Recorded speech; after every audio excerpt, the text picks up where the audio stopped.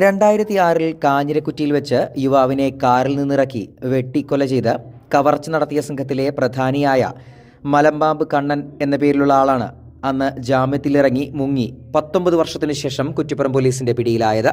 മലമ്പാമ്പ് കണ്ണൻ എന്നറിയപ്പെടുന്ന വിമേഷിനെ ഒളിവിൽ കഴിഞ്ഞു വരുന്നതിനിടയിൽ പെരിന്തൽമണ്ണയിൽ നിന്ന് കുറ്റിപ്പുറം SHO നൌഫലിന്റെ നിർദ്ദേശപ്രകാരം SI സുധീറിന്റെ നേതൃത്വത്തിലാണ് പിടികൂടിയത്. മലപ്പുറം സൈബർ സെല്ലിന്റെ സഹായത്തോടെയാണ് ഇയാളെ അറസ്റ്റ് ചെയ്തത്.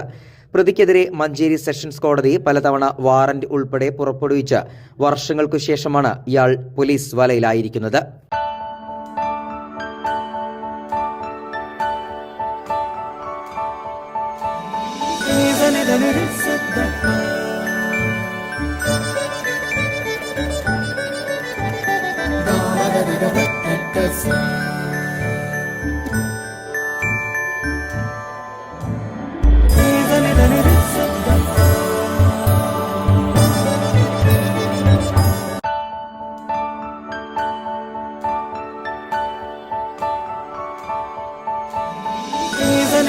Is